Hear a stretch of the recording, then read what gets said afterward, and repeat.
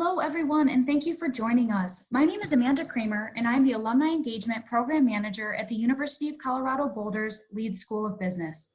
Welcome back to another COVID-19 webinar series. These are certainly trying times, and here at CU Boulder, we have gathered our world-renowned faculty and alumni to provide frank and timely insights for life during and after the COVID-19 pandemic. Today is the second of 4 webinars in this COVID-19 related webinar series.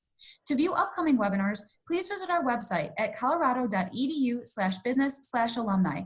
Click the drop-down arrow and click Attend Online Webinars. For today's webinar, we're so excited to welcome Leeds Associate Professor Dr. Stefanie Johnson here presenting Why We Must Inclusify Now. A few housekeeping items before we begin. First, if you have any questions now or during the presentation that you would like to ask Stefanie, please submit a question through the Q&A interface. We will monitor questions as they are submitted, and Stefanie will respond to them at the end of the presentation. As a reminder, for optimum audio quality, we do have everyone on mute except for myself and our speaker. If you experience any technical difficulties during the webinar, please notify us through the chat interface and one of our support specialists will touch base. Lastly, a link to access the webinar recording will be sent to all registrants tomorrow, along with a survey link from today's presentation. Now, I'm excited to introduce today's speaker. Dr. Stefanie K. Johnson is an associate professor at CU Boulder's Leeds School of Business. She holds the Andrea and Michael Leeds Research Fellowship, is a member of the MG 100 coaches, and was selected for the 2020 Thinkers50 Radar List. Dr. Johnson's first book, Inclusify, Harnessing the Power of Uniqueness and Belonging to Build Innovative Teams from Harper Collins, is a national bestseller, hitting number 5 on the Wall Street Journal's bestseller list. She has presented her work at over 170 meetings around the world, including at the White House for a 2016 Summit on Diversity in Corporate America. Media outlets featuring Dr. Johnson's work include The Economist, Newsweek, Time, Wall Street Journal, CNN, ABC, and NBC. She has also appeared on Fox, ABC, NBC, CNN, and CNN International. Welcome, Stefanie, and thank you so much for being here. I'm going to hand the webinar controls over to you now. Thank you, Amanda. That's like the nicest introduction anyone's ever given me. Hello, Leeds alum and students and staff and anyone joining us today. Thanks for coming and spending your valuable time in this webinar of why we have to inclusify now. And I'm impressed that you came to this webinar considering you may not even know what inclusifying is, since this is a word that I made up, but it's kind of the idea that you're creating diversity and inclusion in a really active way. So it's including, but it's actually doing something inclusifying. And so what I'm going to talk about is why this is so important right now, and then some basic strategies on things that you can do to make your organization or teams more inclusive. So I usually start by talking about just the overwhelming benefits of having diverse companies. For example, we know that there's a 3 and 9% increase in sales for every 1% corresponding increase in gender and racial diversity. So that's actually a larger benefit for racial diversity than gender diversity. We also know that more diverse companies on average produce 2 more new products per year than less diverse companies. And if your company's diverse, or if there's just one member of your team who matches your target market, you're 158% times more likely to capture that target market. And diverse companies have 36.4 times higher stock returns when they have more women on the board. But those are just diversity statistics. You also need inclusion, and the statistics for inclusion are just as powerful. For example, we know that more inclusive companies have 2.3 times higher cash flow over a 3-year period. They're 1.7 times more likely to be innovative and change ready, which is obviously, this is really important right now. They're 3.8 times better able to improve employees' performance through coaching, and they're 2.9 times more likely to be able to identify and grow their own leaders internally. So it's not just about diversity, you also need to be inclusive. One of the studies I mentioned is the 2 more new products per year for innovative companies. And this is one of my favorite studies and why I included innovation in the title of this book. But it seems to be one of the most positive benefits of diversity and inclusion is that it really increases innovation and has a result on better decision making. So in this study, which was published in the Journal of Financial Management, the researchers looked at companies over time as they changed their diversity policies and found that when companies became more diverse, and they used a very diverse view of diversity. So they looked at things like LGBTQ, age, veteran status, race, gender, and any other diversity metric you can think of. When they were more diverse, they actually became more innovative to the tune of 2 more new products per year. And I don't know on average how many products a company creates per year, but 2 seems like a lot to me. So I love that study because it really quantifies one benefit of diversity and inclusion.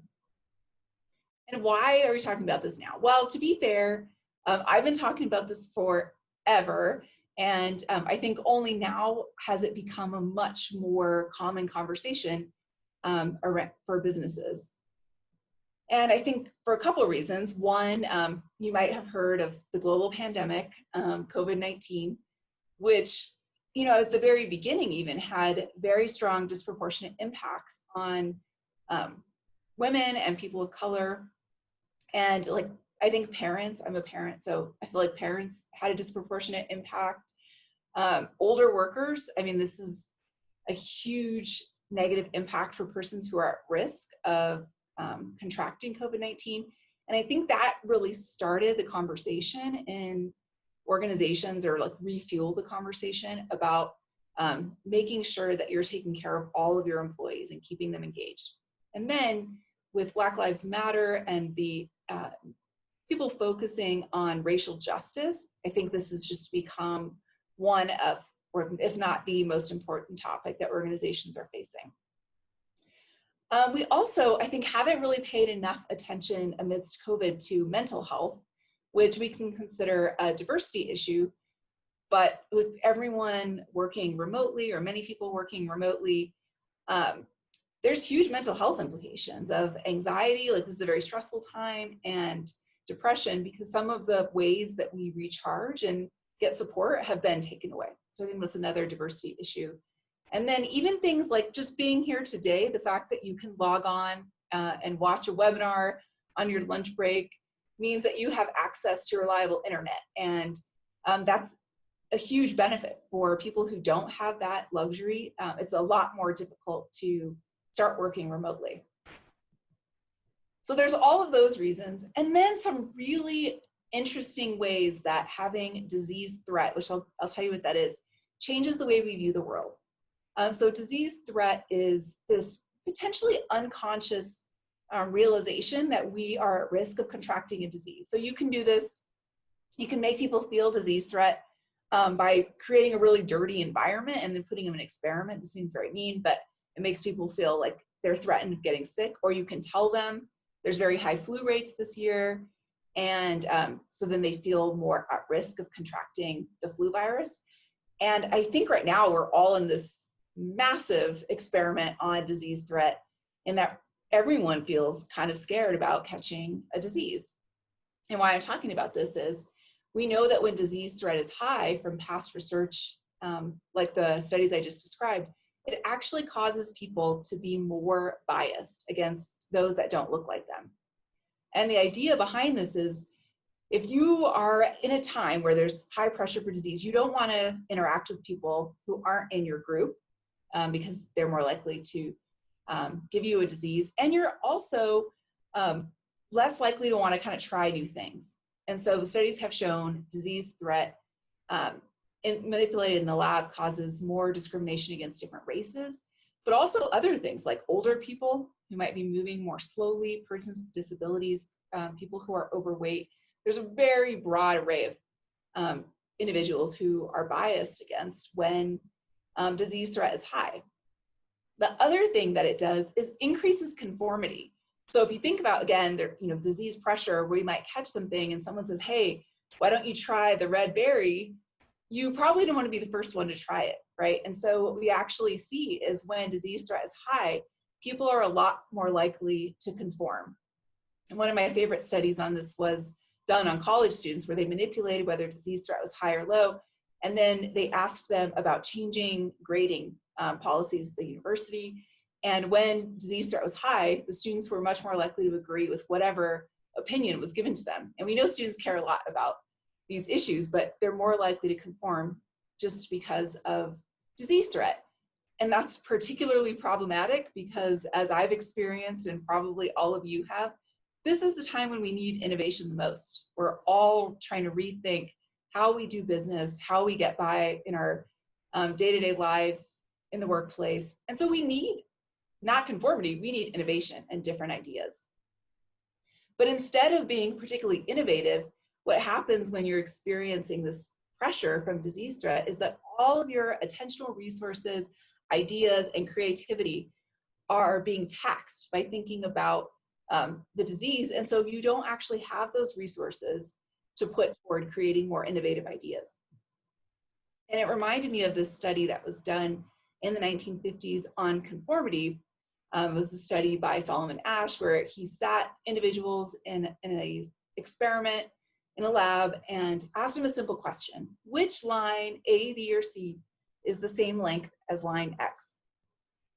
And then the first three people answered. You can type in the chat if you think you know the answer.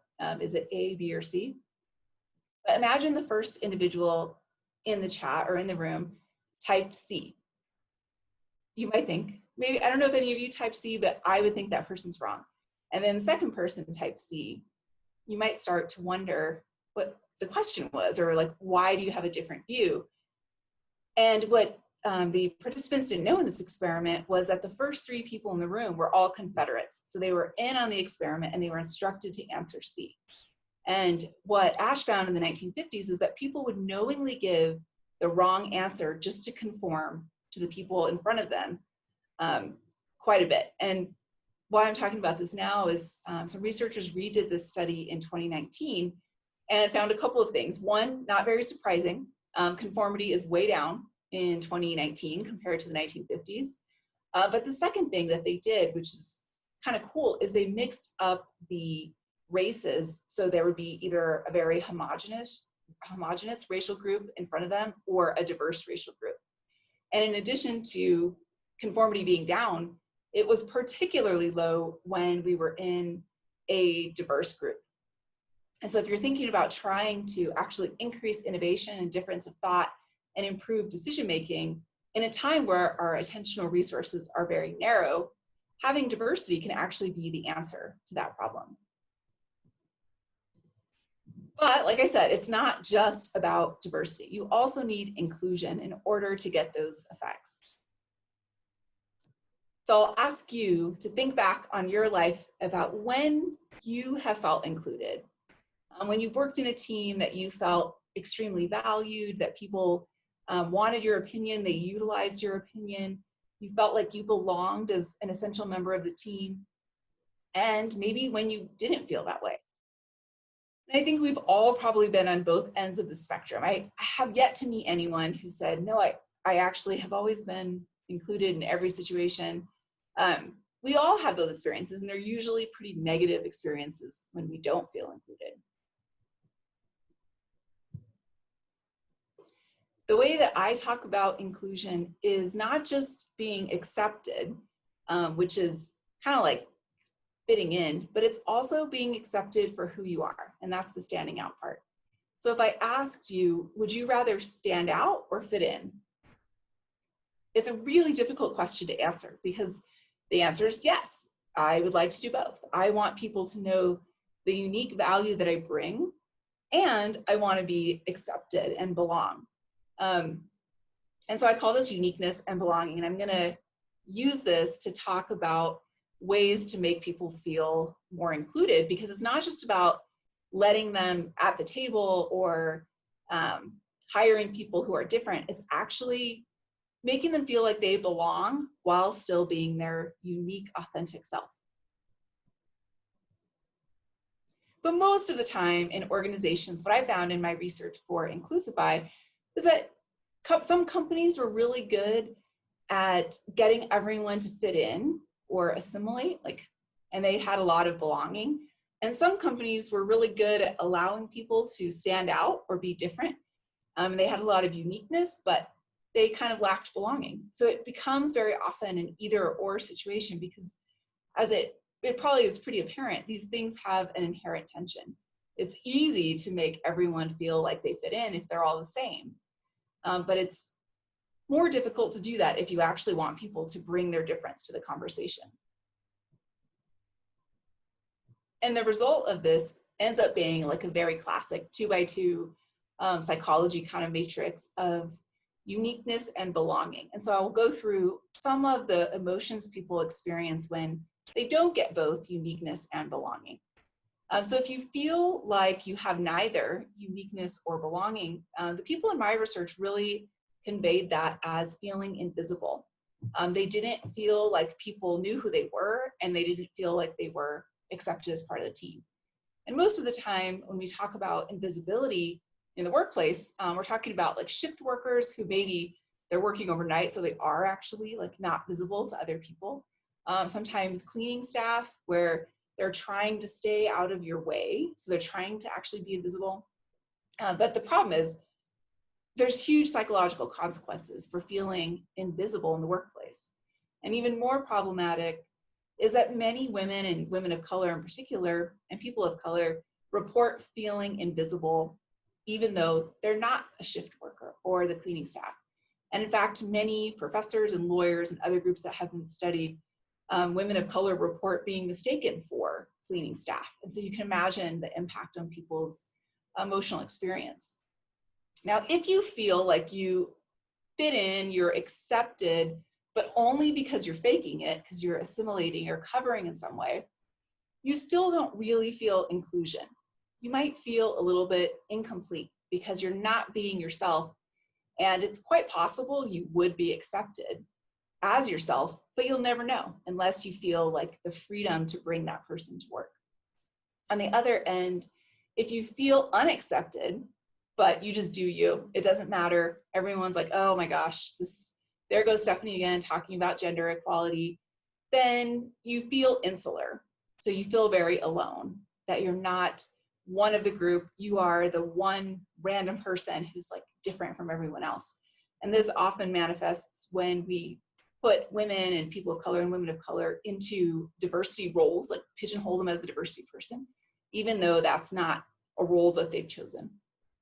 The last quadrant, of course, is when you experience both uniqueness and belonging, and that's what it takes to feel included. So I'm going to bring up the first poll here to ask you what you experience most often at work. Do you feel invisible? You don't have uniqueness or belonging? Do you feel incomplete? That is, you feel accepted, but you're faking in some way? Do you feel insular, which is kind of isolated and alone because you're left out of the group? Or do most of you feel included?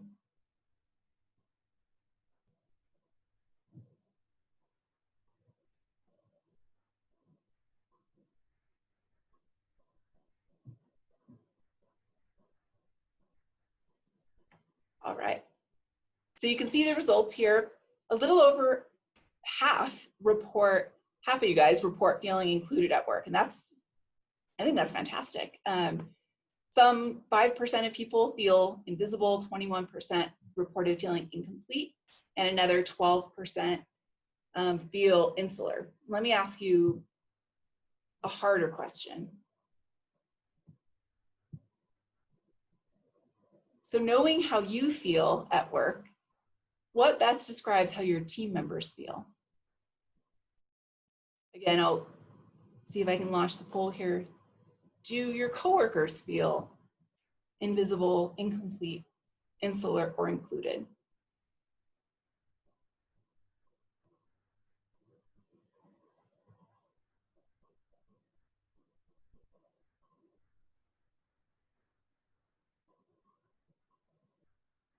Perfect.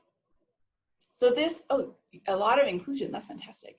This should be a lot harder question to answer because first, at least when I think about it, I kind of wonder, well, it depends which team member or coworker you're thinking of. There are probably some people on my team who I feel included, but others who I'm not sure if they feel seen or if they feel insular.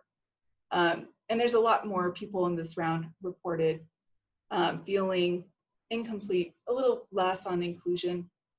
10% of people said insular, and 3% said invisible.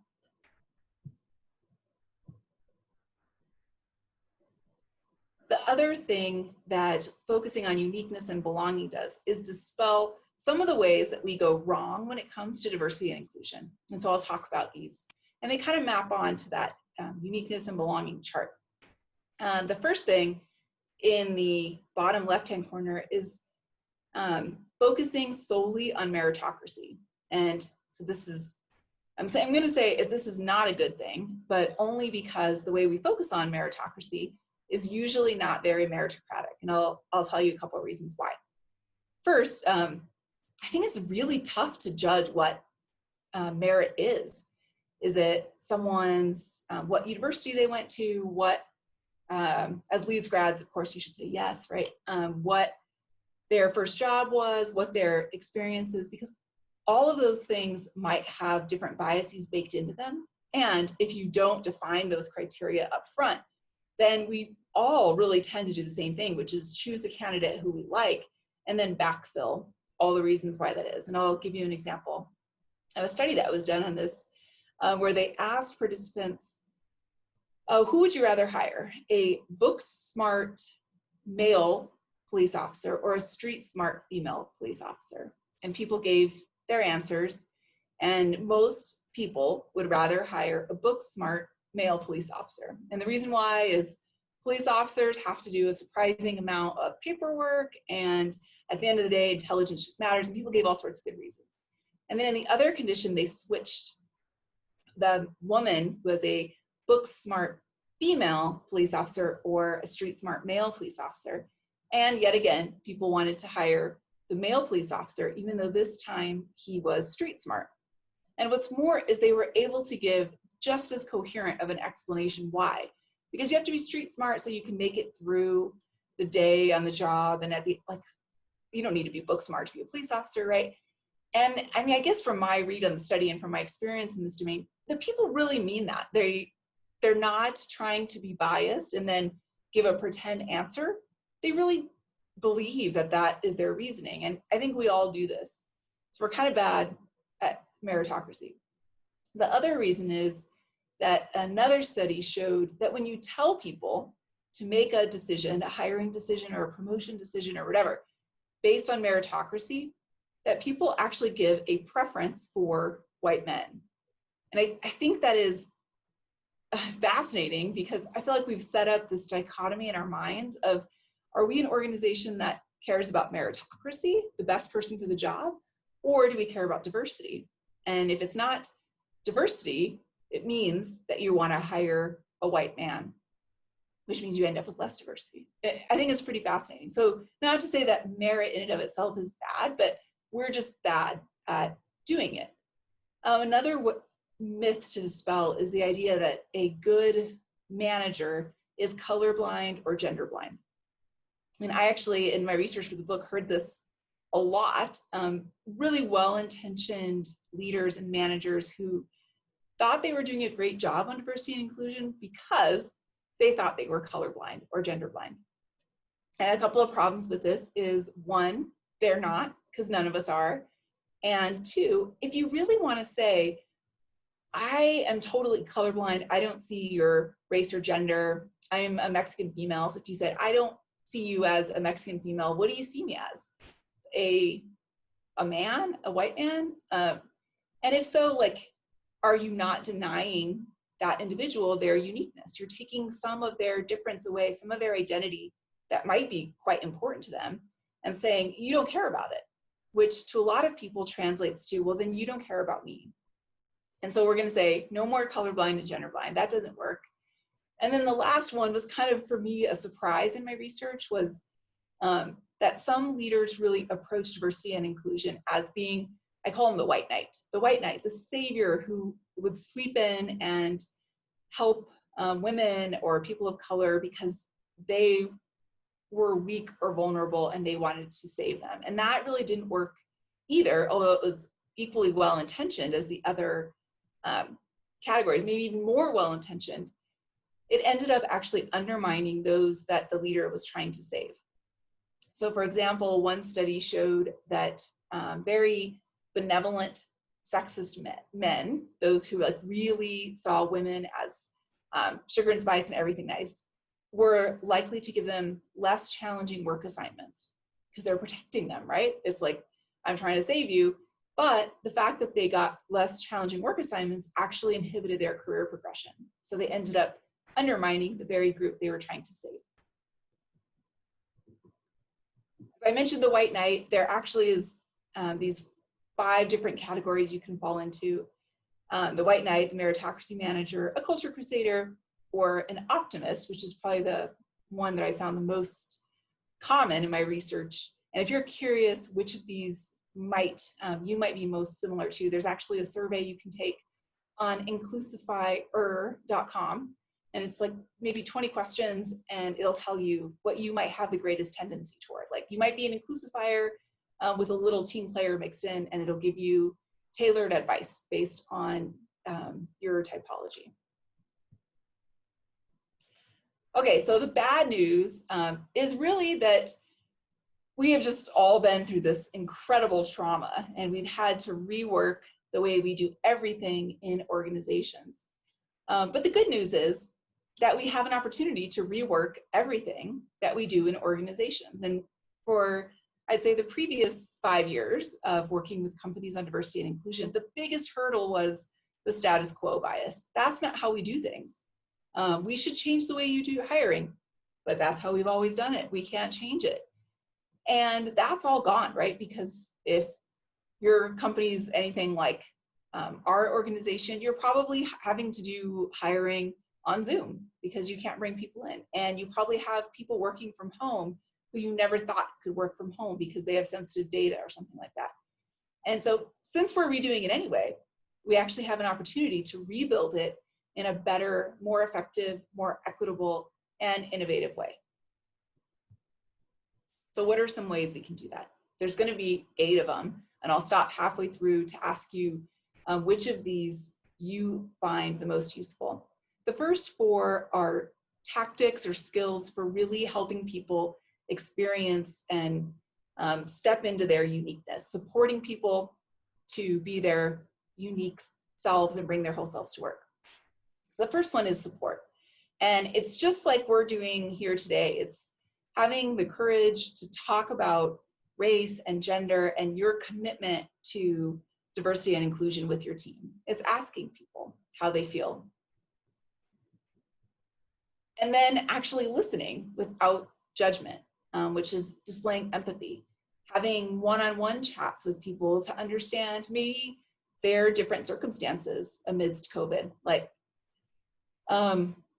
you may not know that one of your team members has a sick parent or cares for an elder parent who's at risk of COVID, and that could be causing them additional stress and detracting from their work. And wouldn't you want to know that so you could lend support to that person? The only way you can know is through demonstrating empathy. And that means not saying, oh, what are you experiencing? Well, I'm experiencing even more. It's actually just asking what they're experiencing. And so you can understand people's different experiences. And I'll say one thing more about this empathy slide, and that is I've actually seen empathy increase massively among managers, maybe because we're all kind of struggling and dealing with change and difference. And I may have had like a great setup before. I had, my kids went to school and we had reliable childcare. This is something that not everyone has. And when all of that went away, I hate to admit, I have a lot more empathy for people who didn't have those advantages before. So maybe it's just by feeling a little bit of pain ourselves, I think it's made us more empathetic to others. The L is learning. So probably the most important thing to ensuring uniqueness is making sure that you bring out everyone's different perspectives and ideas. And that means asking questions, making sure that everyone responds in Zoom meetings. They can here's the exact process I like is, you know what you're going to cover in the meeting, send those questions in advance, to all the team members, have them respond to you. So even if something came up that they couldn't be there, you have their answers. And hopefully everyone is there, and you can organize a discussion where you get to hear from each person. And if someone doesn't speak up, you can say, hey, Amanda, I know that you had this really great idea, and I actually want to understand more about what you were saying, so I'm going to come to you in a moment to ask you about that.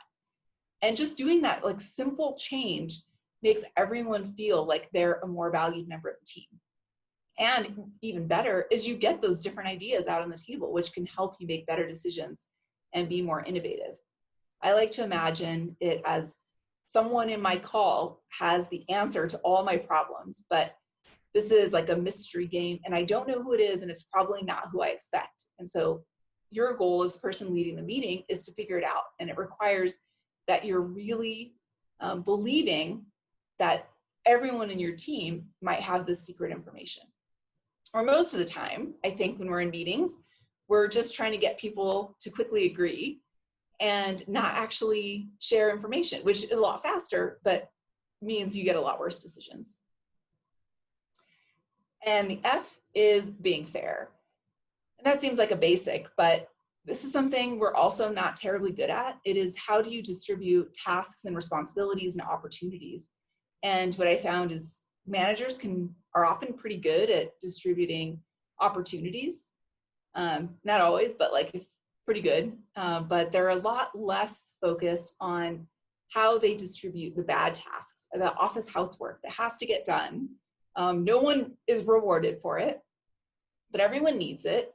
So what do you do to make sure that you're actually doling these responsibilities out fairly? And what I suggest is actually keeping a log of, who's reading the PowerPoint for another colleague, who's making these phone calls, who's taking notes during the meeting, and just kind of check and make sure that those things are being divided evenly. Otherwise, what we see overwhelmingly is women, and in particular women of color, get saddled with a vast majority of the office housework tasks, which cuts into their time to do the really important tasks. Okay, so those are the 4. Here's the poll. Which of these 4 do you think is the most important in your current role for creating uniqueness and belonging? Is it support? Is really being vocal about your views on diversity and inclusion? Is it the empathy, the actually listening to other people, trying to understand their perspective? Is it the learning, which is really ensuring that you get everyone's views out on the table? Or is it being fair in the way you divide work?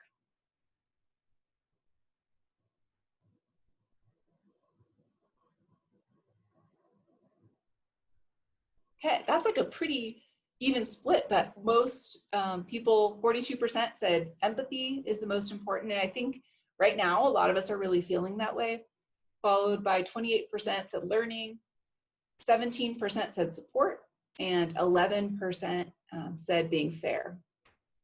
Okay, let me ask you a related question.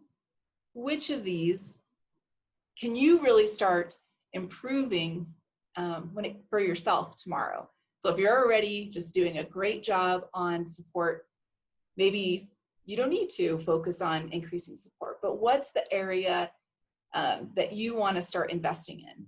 It could be, I just want to make a statement to my team and tell them that I care, or I want to take the time to have an individual phone call with each person on my team over the next couple weeks and listen to their views, or doing this super sleuthing in meetings so that you get to learn from everyone.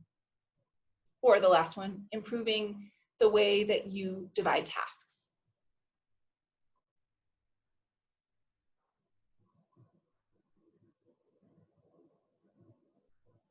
All right, the winner here is learning. So trying to make sure that you're getting everyone's views out on the table, particularly in this Zoom environment. It's like really new. How do you manage it? So most people, 44% said learning, 29% said empathy, and then a tie at 14% for both support and fair. Awesome. Okay. Now, what can you do to build belonging, especially as we're all apart? So there's always a 4-letter acronym, right? So the 4 behaviors for belonging is team.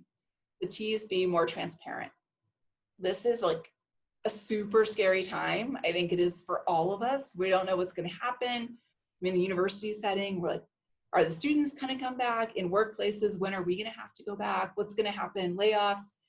And the important part is for leaders to be very transparent and forthcoming with their team to tell them what the possibilities are, how they might be affected. And even if you don't know the answers, tell them the decisions that are being made. Because especially without the face-to-face contact, without being able to look someone in the eyes, we don't feel as secure. And so the more transparent you can be, the better. The E here, which is the second E, is to really empower your teams. If you liked to micromanage before, it is really hard to micromanage people at their house. So use this as an opportunity to practice empowering people to do their own work in their own way on their own time, because that's what they're going to do anyway. And so you might as well have them do it with the expectation that you trust them and you believe they're going to do a good job, rather than them feeling like they're having someone look over their shoulder. The A is aligning. I know I've heard some kind of horror stories about diversity and inclusion since COVID, where managers are like, listen, Stefanie has kids, and so we're not going to make her teach face-to-face, for example. That didn't happen. But, and so instead, you have to teach for her. And that actually causes quite a bit of backlash, which is a kind of interesting theme that came up in my research. And more importantly, if you let people choose to support each other, they actually tend to support each other more than you would think. So allowing people to step up to the plate to help each other out, rather than saying, listen guys, you all have to do this. And tying that to the values that you hold as a team or an organization, like people first. And then the M is motivate. We still need some belonging. We still need to have connection and have fun. So there's lots of things you can do. Plan virtual social events. We've had these at my office. Think of your old activities that you used to do to build culture and belonging, like happy hours, and find a way to do it online. Do an online happy hour or an online coffee hour, because not everyone drinks. You could do bring your kid and pet to work day. This is real. Like I've seen managers and companies do this. And so, people's cats are always walking in front of their screen anyway. So why not make it kind of an event that you're trying to have people feel connection and meet each other's kids and animals. Watch a Netflix movie together. Even though you're separate, you can actually stream it together so you're all watching. Or do a book club. Play Words with Friends or Minecraft. There's so many different options of things to do, but the point is it's really easy to do nothing, but then we see engagement really drops off. So do something. Okay, same idea as the last time, and then we're almost done here. Which of these do you think is the most important right now? Increasing transparency, trying to be better at empowering other people, aligning everyone around helping around diversity and inclusion, or motivating, doing some fun things, building belonging, and trying to get people to come together.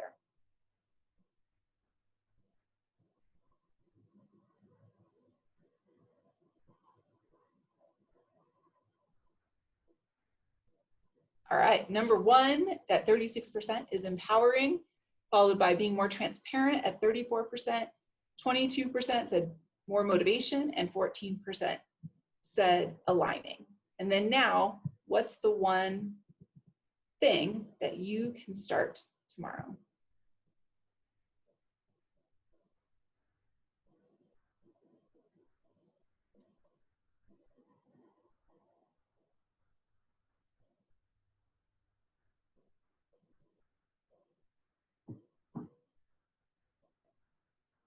Awesome. The number one winner here is being more motivating, doing some more fun stuff, 39%. 25% said being better at empowerment, 24% said more transparent, and 21% said aligning. Perfect. I hope you will take a note to yourself about maybe the things that you really want to do. So you commit to it. You can put it in the chat because then you've publicly committed to it, and we find that people are much more likely to actually follow through.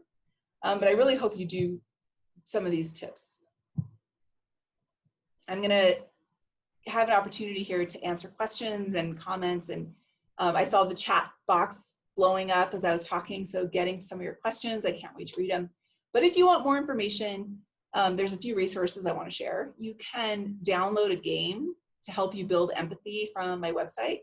It's drstefjohnson.com/resources, and there's ways to have these difficult conversations that make it a little easier because you're following quests like prompt cards. If you do want to know if you are a culture crusader or a meritocracy manager or a full inclusifier, you can take the quiz at inclusifier.com. It's really easy. It doesn't ask you for any personal information. You just click some boxes and it gives you your results. If you want to read the first chapter of the book, it's online here at inclusifibook.com/free-chapter. And if you just want to know more about my research and the stuff I'm doing, you can visit me at drstefjohnson.com. You can, of course, also tweet or Instagram or LinkedIn at Dr. Steph Johnson or Inclusify Book. All right, let's bring in our awesome hosts here for some questions and answers. Great. Thank you, Stefanie, for this great presentation. And as a reminder, please submit your questions through the Q&A interface and we will ask Stefanie. The first question here is from Martin. He asks, I'm working on a consulting gig to help a client ensure their culture remains intact while holding meetings and working remotely. With respect to embedding an Inclusify strategy and mindset into the culture, what are your suggestions on how this can be done seamlessly in meetings and work activities on a daily basis without taking an inordinate amount of time or resources? Yeah, absolutely. That's a great question. So I guess the biggest bang for your buck, there's like lots of things that you can do, but the one thing that I found has the biggest impact is really the team meeting time. Because when, at least in my research, people talk about feeling fine at work, right? Like I'm going about my day, I'm killing it, I'm doing some great things, and my clients are happy. And then it's that moment where you go into the meeting, and now it's a Zoom meeting, and maybe there's chats and people talking about socializing or asking about each other, like inside information that you don't know about, so you're kind of left out, or everyone starts contributing ideas and you're talked over, no one really hears what you have to say. That was the time that people really described feeling a lack of inclusion. That's when they felt like they didn't belong and they didn't feel valued. And so if you can just change that meeting structure so that everyone contributes, you'll see like the biggest increase that with one small step that you can get for inclusion. And sometimes it's just a matter of, like in the beginning, it is very effortful to get people to contribute. You might have to ask them to say something or send their answers in advance. But what's cool is over time, it just becomes natural. Those things become habits. And if you haven't spoken at a meeting, in the last 4 months of pandemic online, that first time you speak is really hard. But if you always speak in meetings, or if you start to do so consistently, it just becomes natural. And so if you can get that ball rolling for people that they know they're going to have an opportunity and an expectation to contribute, then that has a huge benefit. Great, thank you. Next is a question from Chris. He said, one layer of complexity I've heard is leaders who've asked their people one-on-one how an individual contributor is doing and what the team could do better. The respondents then feel pressured to create the solution, educate the team on the ways it's not being inclusive, all while being in the pain point of that exclusion in the team and society. What are effective ways to mitigate that scenario when striving to listen and be empathetic? And if it still lands there, what are good ways to navigate that? Yeah, oh my gosh, I love that question. So it is super challenging. And it's like, I talked about office housework, and women and women of color and people of color often do a lot more of these tasks, like mentor all other women in the organization and all people of color and solve all of our problems of creating a more inclusive workplace. And it's not like necessarily the role that people want, and it's just a lot more time. So I really like the idea of doing I'm going to call it culture cruise, stealing from Medtronic here in Boulder. they do this annual program where they bring together small groups to solve an organizational issue. And the groups are always diverse, and there's more than one, and depending on how big your org is, Medtronic's huge, but and they're from different functional areas, different races, genders, sexual orientations. And the point is just to bring together diverse viewpoints and have them tackle the issues and the questions rather than just like calling on some specific people to do it. And if it doesn't go well, which was the second half of the question, I think bring in help. Like there's a lot of experts on diversity and inclusion who can actually come in and facilitate that, do some coaching. People aren't always 100% honest with their views because this is a sensitive topic. So having that external person who signs a very nice confidentiality agreement, being able to actually talk with people and see where they are and then make recommendations to the team can make it a lot quicker and keep the added workload from falling onto the shoulders of, again, women and people of color. Great, thank you for that. Next, we have a question from a different Chris. He said, last week I read an NPR story about a tech company committing to hire 50% Black employees. Given that Black minorities make up about 13% of the US population, what are your thoughts on this goal? Yeah, I also just wrote a story on this topic, on Market Watch, but it was looking at what different companies are doing and they're setting diversity goals. And some of them were like, hire, increase the number of women we hire by 100% or 50% or whatever it is. I think that goal seems like that is a very high goal. I'd really be curious to know what company that is that has the goal of 50% Black employees in their new hiring pool. But maybe they realize that they've underutilized that population in the past, and so they have a big pool of people to choose from. I love goals. So I guess to answer your question, what do I think of it? I think setting goals is essential. Like, I think that's what we need at an organizational level moving forward, is some numeric goals that we can aspire toward. They're not a quota, but like, what are we actually trying to achieve? And so then we can track our progress and find ways that help us get there. But you need also benchmarks, and those benchmarks have to be realistic and relevant. So look at, the graduating population of universities, that can be a benchmark, or what aspirational companies that are doing a really good job, what are they doing? And that can be a benchmark. I think if you just pick random numbers out of the air, I'm not sure that, and I think it might be tougher to get people to buy into that goal. And I think people are motivated by the opportunity to meet goals. So I would kind of say maybe that, I don't know exactly the company or the details, but I think it's really important to have your goals be benchmarked against a realistic number. Thank you. That is really helpful. Great. We'll move into a question from Carolyn next. She asks, what's the best tool or strategy to help two contentious, differing groups listen to and understand one another? Oh, that's such a good question, because I think we're all we're not having great dialogue right now, right? I think people are really polarized, and I think in any kind of sensitive topic, when we go into conversation, all we can think about is, if you just understood my point of view, you would agree with me, right? Because we all kind of think we're right. We have our values and our views for a reason. I think you can go through a lot of effort and training on having effective dialogues and just asking okay, why do you feel that way? And I want to hear more about that. That is really good. This is a very good long-term strategy. In the short term, if it is just really heated, I'm going to defer back to my previous answer of sometimes it just helps to bring in an outside person. And if this is a diversity and inclusion question, like two groups that are very divided on D&I, then I would bring in a D&I specialist who can help find the common ground and kind of help people see that they're probably not as different in their views as they think. Like they might feel like we're totally opposite, but usually there's common ground. It's just a matter of you have to work through the emotions to get to that common ground. And I think that the outside help can really aid and facilitate that. Great.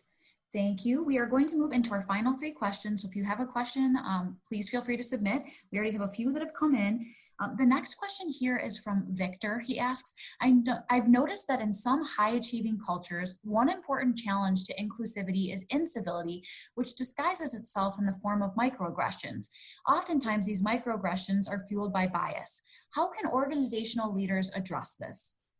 Yes, there's like 2 chapters in Inclusify on this topic. So I found the same thing in a lot of high achieving cultures. Like this was super true in tech and in finance, to, I guess, areas that aren't super diverse and probably not that inclusive to people who are different. And they're super competitive, high achieving cultures. And so what do? Well, I think it's starting to integrate uniqueness and belonging into the culture. And I'll give you an example. You can, like a case study in this, I guess, is PayPal. So PayPal is like historically one of those like super competitive, it's like probably lots of microaggressions. If there were disagreements, people would actually wrestle to solve their disagreements. Like that's hilarious. I can't imagine someone challenging me to a wrestling match. And I think that was like very common in the tech industry, but their new CEO, or I guess not that new anymore, had a much different view on culture. And he's one of the people I interviewed for the book and actually said that they want their culture to be about uniqueness and belonging and helping people come together and bring different viewpoints together. And so they made it like a cultural foundation and said, you know, it's not that some of these other views of how we should be competitive or the like wrestling things out. It's not that those things are wrong. Like everyone has their own way. It's that they don't fit our culture. And if this is the culture we're committing to, then people who don't like this new culture, they can definitely leave. And it's not because they're wrong. It's just like, this is what we've agreed to as a cultural imperative. And they've massively shifted the culture. I wouldn't say it looks like the culture did it at all. And I think this is true. Like if you read about PayPal and Dan Schulman, like it's a much more inclusive company. And I think in that case, it really started with tying the mission, vision, and values of the company to diversity and inclusion. Great, thank you for that. And our second to last question here comes from Matthew. He asks, how can a public board member apply inclusive principles to their constituency? Absolutely. I think the board is like one of the best places to have where you have that opportunity. One of the studies that's in the book, and I talk about a lot, is a study I did on Fortune 500 boards that were the most diverse. They had achieved gender parity, which is, you know, maybe at the highest end. With General Motors has majority women. Others had like 20% women, but probably the average is around 30 to 40% women on the board. And in those cases, if you're the board member, it's trying to ensure that the executive team is listening to this like other perspective about the way they're running business and strategy and compensation and executive search. And that's an area where the board has a lot of weight. And so in fact, research studies show that when the board becomes more diverse, then the executive team becomes more diverse. And when the executive team becomes more diverse, that also trickles down into the organization. So I think it's just about, you know, constantly raising that different view and recognizing just that you have a huge amount of power and influence in that board member role.